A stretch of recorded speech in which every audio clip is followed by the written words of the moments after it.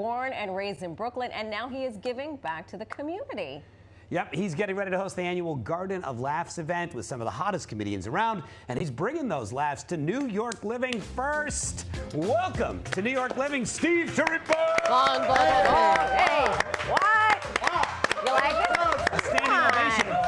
Oh, yeah, honey, good to see you. My friend. Good to see you again. That was Good some morning, good Santa. morning. Who hasn't wanted to tell Santa to, you know? Yeah, there you go. Once or twice. Good morning. There you go. How good? How are you? I'm good. I'm good. How are you guys? How you doing? It is not an April Fool's joke that you are here, even though it is It's April really Fool's. me. It's really you. It's really me. It's not an impersonator. How do comedians, or how do you specifically as a comedian, where do you stand on April Fools? Do you lean into pranks or no? Well, I'm not a comic. No, I don't like April Fools, pranks, No, and it's not your jam. ridiculous things. So I got a message this morning on Instagram. It's April Fools. You don't know me, but we have a sandwich shop, and we put up a sign. Sopranos cast members going to be here today. We thought it'd be funny if you would come. What? I mean, I swear to God. What is funny? They're going to break your windows when no one shows up. I mean, I don't think it's funny. Are you going to go Fair. save them from themselves? Yeah, I'm going to go save them. Fair. Insanity. No, I'm not into pranks or those prank shows. I don't know. Neither are we. It's pretty dangerous.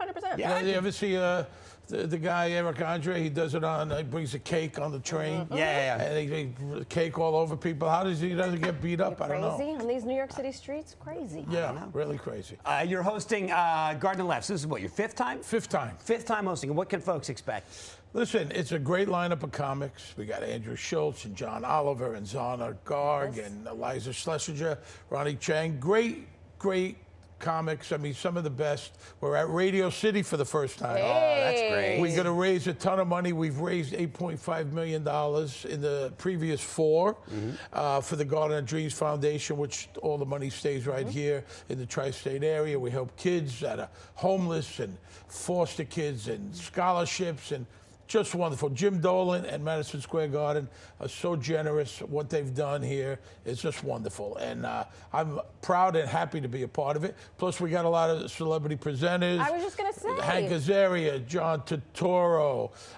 Jill Martin, Adam Graves. I mean, all kinds of sports guys, John Starks. Yeah. So it's a real night of really everyone there. No one's getting paid.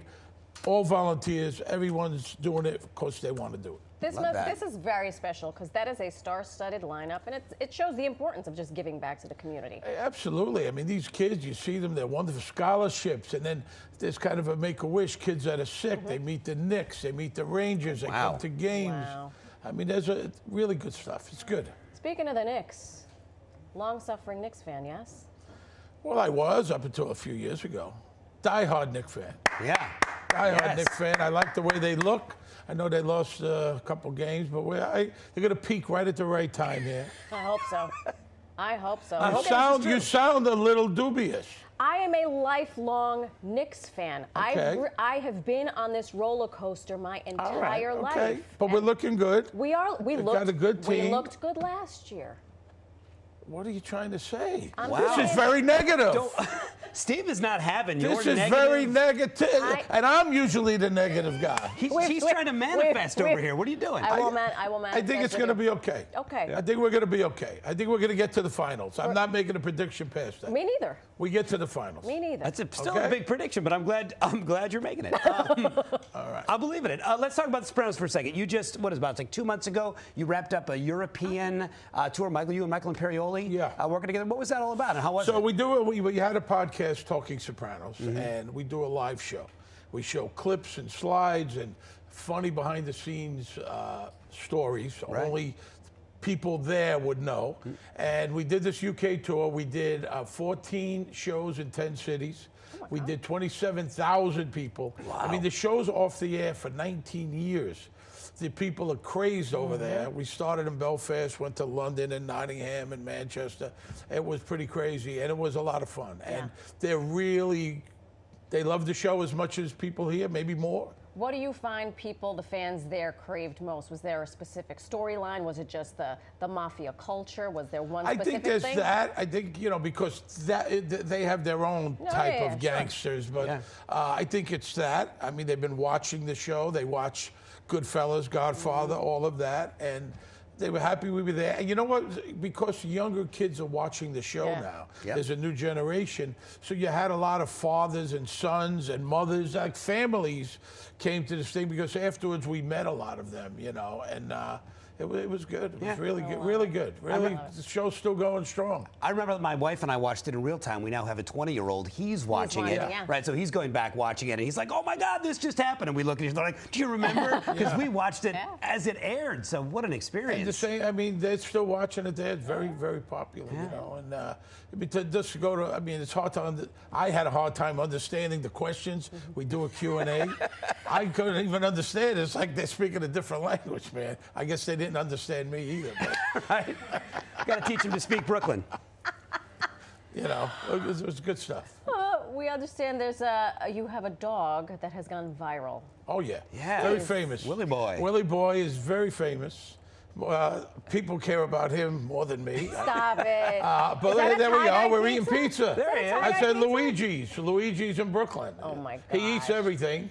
He's like my son, and he's a wonderful guy. And how it started, though, we used to, during Blue Bloods, when I was on Blue Bloods for 9 years, we would do every Friday. The whole cast would say, "Watch Blue Bloods tonight, 10 o'clock." So I had a bag of popcorn, and my wife is a camera woman, and she's my wife Laura. So she's doing it, and I got the bag, and he jumps up and sticks his head in the bag, and we got 1.5 million views.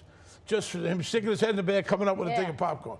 So then we just started, making these videos. One got 16 million. What? I mean, we're not doing it for money. Right. I don't monetize it, but 16 million and 5 million and 3 million, and it's a lot of fun. Does he know how famous he is?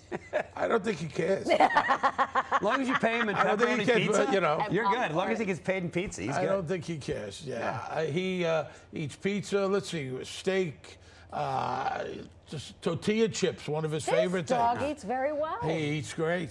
He lives the life that I dream about, believe me. I love it. Steve, thank you so much. Great to see you. Great chat with you. You can catch Stevie's hosting Garden of Laughs at Radio City Music Hall. Incredible lineup. That's on April 13th, and tickets are on sale on Ticketmaster. All the money stays in the tri-state to help out kids. So good.